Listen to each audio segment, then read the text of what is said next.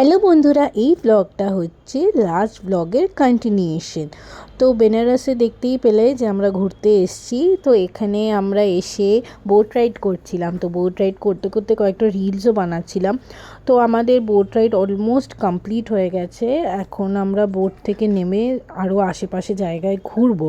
তো বেনারসের ঘাটসগুলো এত সুন্দর করে ডেকোরেট করা, পেন্টিং করা, সত্যি দেখে খুব মনটা ভরে গেল।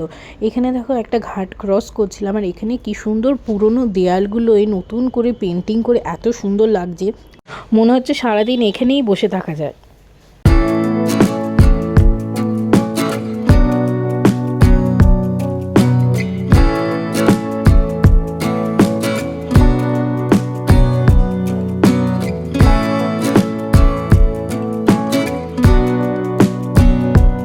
তো এইটা হলো মণিকর্ণিকা ঘাট। এখানে এসে অনেকেই দেখছিলাম বসেছিল, কিন্তু আমি সেই সাহসটা করতে পারলাম না যে এখানে বসে থাকবো, বা এখানে মানে কি বলবো, আমি তাকানোরও সাহসটা পাচ্ছিলাম না, কারণ এইটাই লাইফ, এইটাই রিয়ালিটি। তো এখানে আমি আর বরমশা একসাথে বসেছিলাম, আর সামনে দাদাভাই আর পৌলমিদি কথা বলছিল।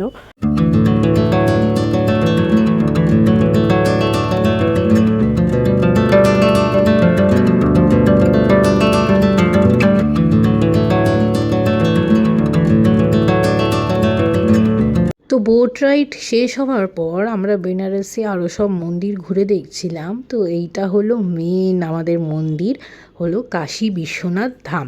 মানে আমরা পরে এসে কাশী বিশ্বনাথের দর্শন করে যাব। তো এখন আমরা কাশী বিশ্বনাথ ধামের সামনে দিয়েই যাচ্ছিলাম, আর প্রচুর লোকের ভিড় ছিল।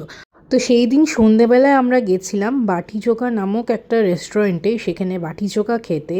আর সত্যি বলছি, এটা ফার্স্ট টাইম আমি ট্রাই করবো। এর আগে লিট্টি চোখা খেয়েছি, কিন্তু কখনো বাটি চোখা খাইনি। তো এই যে এখানে দেখছো আমরা বসে পড়েছি, আর এখানে কিন্তু আমাদের শাল পাতায় খেতে দিয়েছিল। এবার আস্তে আস্তে সব আইটেমসগুলো আসছে, দেখো কত রকম চাটনি দিয়েছে। এখানে টমেটো চাটনি দিয়েছে, তারপর এখানে পুদিনার আর ধনেপাতা এইসবের চাটনি, তারপর লঙ্কা, এই যে লঙ্কাটা ছিল এটা আচার ছিল, পেঁয়াজ দিয়েছে। এইটা হলো চোকা, এইটা হচ্ছে তোমার বেগুন আর আলু দিয়ে ভর্তা। তারপরে এলো বাটি, বাটি ছিল দু রকম। তো সেদিনকে আমরা খেয়ে দিয়ে বাড়ি চলে এসেছিলাম, তারপর আর বেশি ব্লগ করা হয়নি।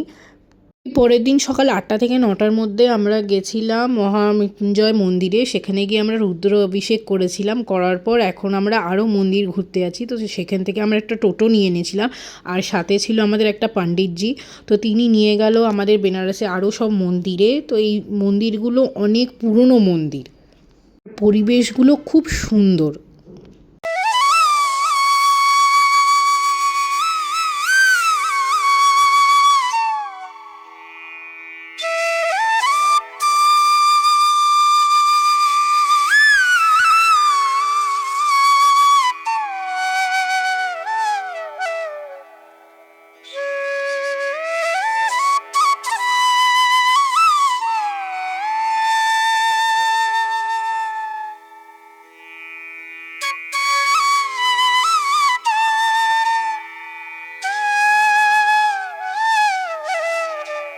তো মন্দিরের নাম আমার মনে নেই, কিন্তু বেশিরভাগ মন্দিরই সব ছিল শিব ঠাকুরের।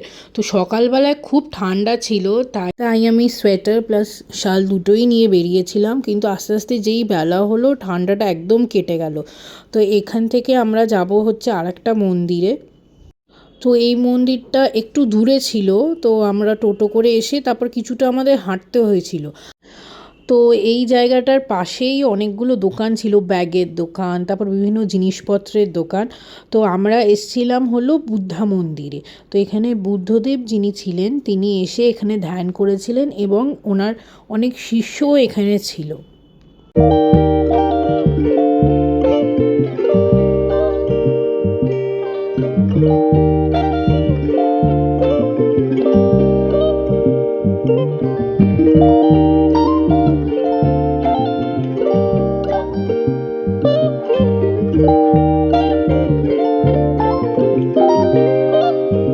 তো আগে যেই মূর্তিগুলো তোমরা দেখলে, সেইটা ছিল সব শিষ্যদের মূর্তি। এখানে সব শিষ্য যারা ছিল তাদের সব নাম সেই মূর্তির চারিপাশে লেখা রয়েছে। আর এখানে দেখো একটা লেখা রয়েছে যে এই বৌদ্ধ ট্রির নিচেই বসে তারা ধ্যান করেছিল। এবার কবে ধ্যান করেছিল না করেছিল সব লেখা রয়েছে এখানে। তো আমরা দুপুরে রামকৃষ্ণ মিশনে এসেছিলাম, তখন সন্ধ্যা আরতি হচ্ছিল সরস্বতী ঠাকুরের।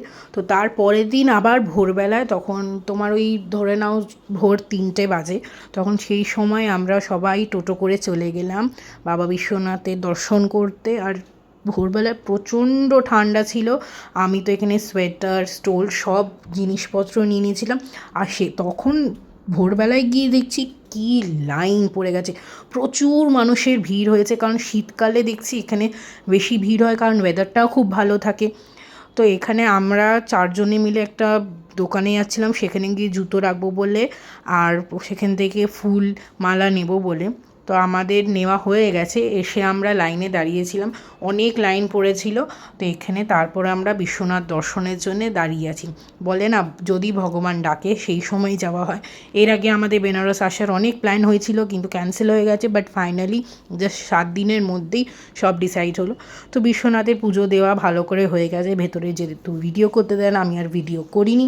তো তারপর আমরা টোটো করে চলে আসছি আমাদের রামকৃষ্ণ মিশনে। তো এইটুকুই ছিল আমার বেনারসের ব্লগ, আশা করি তোমাদের ভালো লেগেছে।